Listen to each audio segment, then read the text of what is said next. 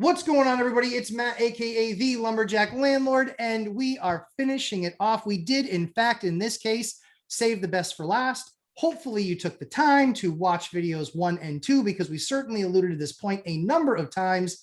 But joining us to deliver the heat is Mike Zuber from One Rental at a Time. Mike, how excited are we to be doing these segments on Friday, and especially this will be our last one? Well, first off, doing these with you on Friday is a highlight of my week, so thank you for the opportunity. Oh, absolutely. And this episode could be the most important one we've done to date, because there's a lot of people that they give this lip service, and I can't tell you how many people start saying, "I feel," "I like," yes, "It's cute." Yep. But and it's yeah, but it's right. Guys, if you hadn't guessed what Mike's talking about, we are talking about let the numbers be your guide. And yeah, I looked down at my notes because I want to make sure I got it right because it was that powerful. Let the numbers be your guide. When I look at a house, I'm like, yeah. But you know what? I've done my homework. I've done my numbers. I saw a house that I thought was ugly. I was like, I'm not really sure what I'm going to do with it. But guess what? The numbers worked and they were a great deal. I was like, man, this return on capital is ridiculous. Done deal. Sign the paper. Done. I'll figure out the rest later because a great deal is a great deal. Even if I only just keep it at what it is, which is making a ton of money, a ton of yield, a ton of return on capital. It is just, it literally, we are talking about let the numbers be your guide. Don't make it about feelings.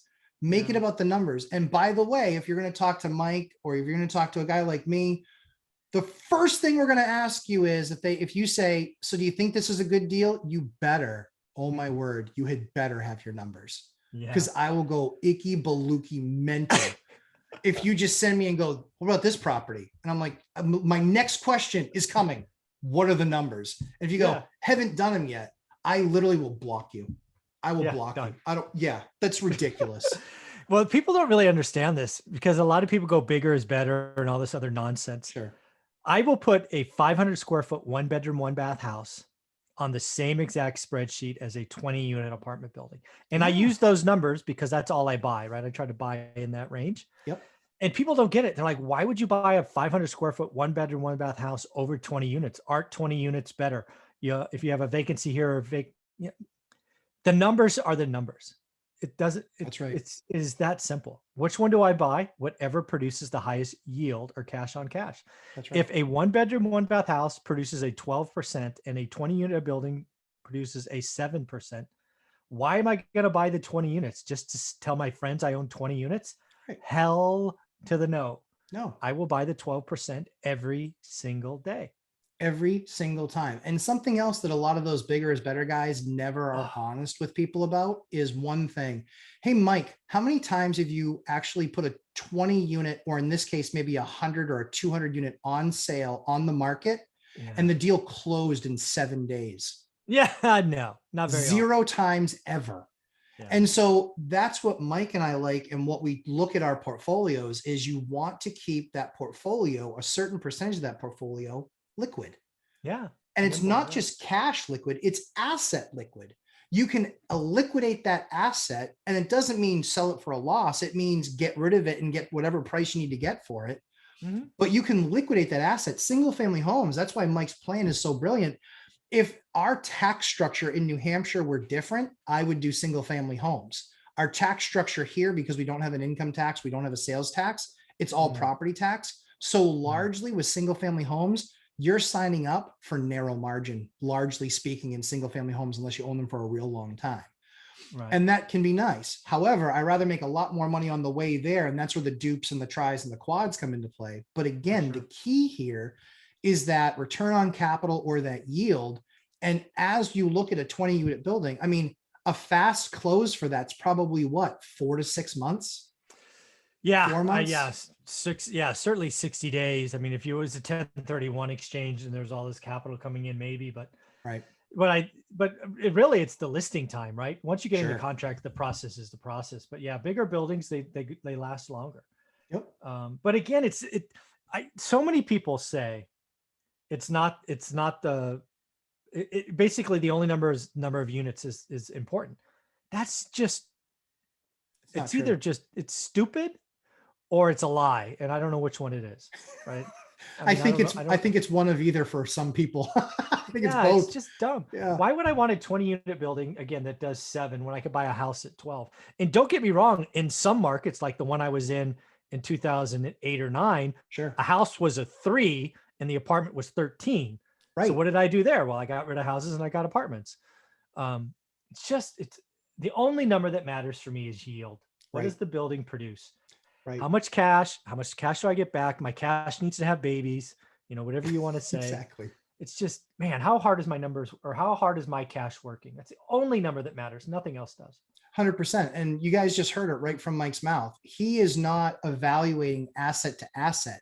He's evaluating the performance of an asset. And only when it comes to what that yield or what that return on capital is, only when it comes to that is there then a comparison, because you want to make more money on your investment. That's how everything should be looked at, is that piece alone. And then you worry about appreciation and liquidity of assets and all these other pieces and portions that can be part of your strategy. The key is not cash is king, but cash flow is king. It's about that cash flow, because then you can weather a storm if something goes sideways. Yeah. Again, the whole idea from this should be to own the assets long term. Agreed. Let's just use a real example. Like somebody bought a house in 08 at the peak. If it was cash flowing, you could have held it until now. Yes, your net worth would have taken a hit. It probably would have felt bad, but it wouldn't have mattered. If it was putting $200 in your pocket every month, who cares? Oh, by the way, 6 or 9 years later, you could refi it, whack your mortgage in half, and now you cash flow $700-800 a month. It's all about cash flow. It's all about yield. It has to be positive. And it just bugs me to no end that people keep saying bigger is better, because it's just not true, or at least it's not always true. 100% agree. And Mike, you also do something else I think I literally just thought of. Dion's Talking, awesome guy, love the segments. He actually had commented on one of our videos and he was like, yeah, sounds like too much work, I just want to buy them done. And guys, that's perfect. There's a model for that. All I'm saying is that if you have that little bit more time to invest and maybe take on something that's a little bit more of a project, your return's almost always going to be greater.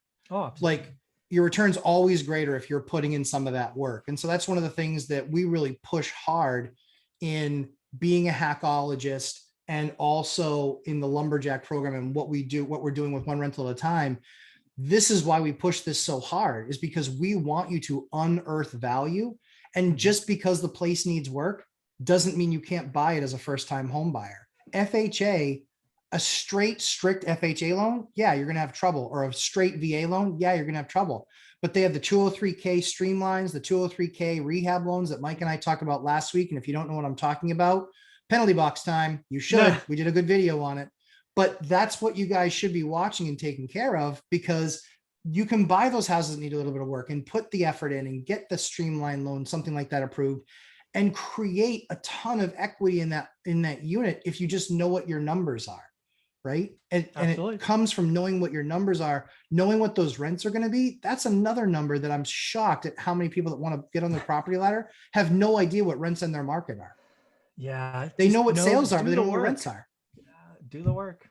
There's so many places to find that stuff. So this one was a shorter segment, but something that we wanted to make sure we cover, because it's about the numbers, guys. It's about the numbers. I can tell you the numbers that made sense on a property for me 10 years ago. I'm so grateful that I bought that property, even though I didn't like it. I thought it was ugly. I didn't like, the paint, whatever. There was a number of reasons I could have not bought that deal, but buying it because the numbers were good. I refined that property over years and I got a massive exit 10 years later. So worth it. And that was based on the numbers. So awesome. Mike, any closing thoughts on this one? No, it's all about the numbers, folks. Do the work, look at your market, focus, get on the property ladder. Let's go. 100%. Let's get in the game. So Mike and I will continue to bring you this unbelievable, absolutely dominating thoughts of the market. And we'll continue to do it with a smile and a whole lot of laughs, but you're going to have to subscribe. I think it's a fair trade. I'm trading all of my work for one click of your finger. So I think that that's a fair thing. So Mike, where can everybody find you so we can make sure that they follow through on what we just asked them to do? Just go to Google and type in One Rental at a Time. Yep. And he is all over the place, everywhere, often imitated, but never duplicated. So much more to come. Guys, please make sure you hit the subscribe. Thanks so much for the time. Always a good gut busting laugh. And I will talk to you next Tuesday. And everyone be aware, Mike's amazing course is about to get just a little bit better with that Hackology being added. And we are putting a lot of time, effort, and energy into that. So you can watch that as part of Mike's course. We're excited to bring that to you. So Mike, thanks so much for the time. Have a great weekend, my friend. Thanks, buddy. All right, take care.